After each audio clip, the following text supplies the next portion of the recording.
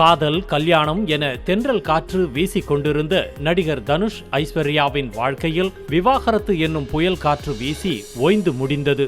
காதல் கொண்டேன் படம் பார்ப்பதற்காக சென்னை ஆல்பர்ட் தியேட்டருக்கு சென்றபோது தனுஷை முதல் முறையாக சந்தித்தார் ஐஸ்வர்யா. படம் பார்த்துவிட்டு தனுஷின் நடிப்பை பாராட்டி பூங்கொத்து அனுப்பிய ஐஸ்வர்யா தானும் தனுஷும் சந்திக்க வேண்டும் என்பது கடவுளின் விருப்பம் என தெரிவித்தார். அதுவே இருவரையும் வாழ்வில் இணைத்த முதல் தருணம்.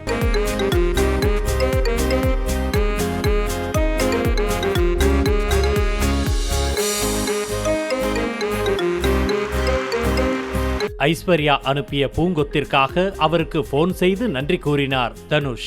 அதன் பிறகு இருவரும் நண்பர்களாயினர். முதலில் பூங்கொத்து கொடுத்த ஐஸ்வர்யா பிறகு தனுஷிடம் தனது மனதையே பறிகொடுத்து விட்டார்.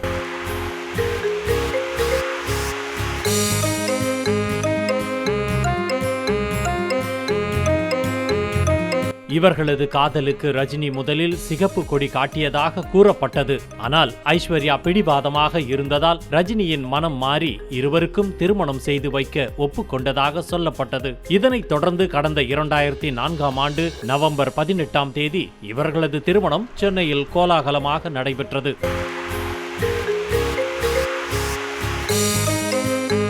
தனுஷ் ஐஸ்வர்யாவின் காதலுக்கு சாட்சியாக யாத்ரா, லிங்கா என்ற இரு மகன்கள் உள்ளனர். திருமண நிகழ்ச்சி ஒன்றில் ஜோடியாக பங்கேற்ற போது மனைவி ஐஸ்வர்யாவுக்காக ரொமான்டிக் பாடலை பாடி அசத்தினார் தனுஷ்.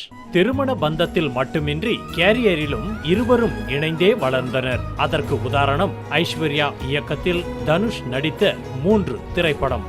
இப்படி காதலால் பிரகாசமாக ஜொலித்துக் கொண்டிருந்த இவர்களது வாழ்க்கையில் திடீரென இருள் சூழ்ந்தது. தமிழ் சினிமாவின் நட்சத்திர தம்பதியான தனுஷ் ஐஸ்வர்யா ஜோடி கருத்து வேறுபாடு காரணமாக திருமண வாழ்வில் இருந்து பிரிவதாக கடந்த 2022ஆம் ஆண்டு அறிவித்தனர். அதன் தொடர்ச்சியாக சட்ட ரீதியாக விவாகரத்து கோரி இருவரும் நீதிமன்றத்தை நாடினர்.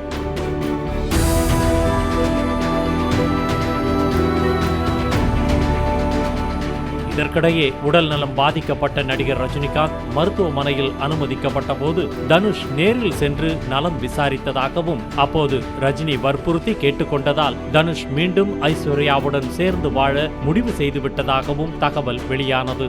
ரசிகர்களின் நம்பிக்கையை பலப்படுத்தும் விதமாக விவாகரத்து தொடர்பான வழக்கு விசாரணைக்கு இருவருமே தொடர்ந்து 3 முறை ஆஜராகவில்லை. இதனால் அவர்கள் மீண்டும் ஒன்று சேர்ந்து விடுவார்கள் என எதிர்பார்க்கப்பட்ட நிலையில் கதையில் திடீர் ட்விஸ்ட் ஆகிவிட்டது.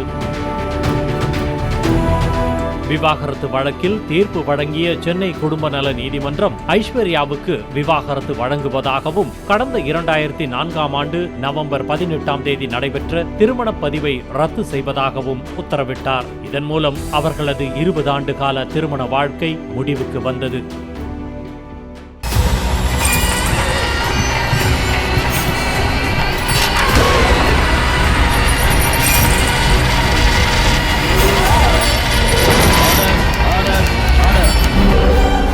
குற்றங்களின் மறுபரிமாணம் நிகழ்தகவு நமது நியூஸ் தமிழ் தொலைக்காட்சியில் விரைவில்.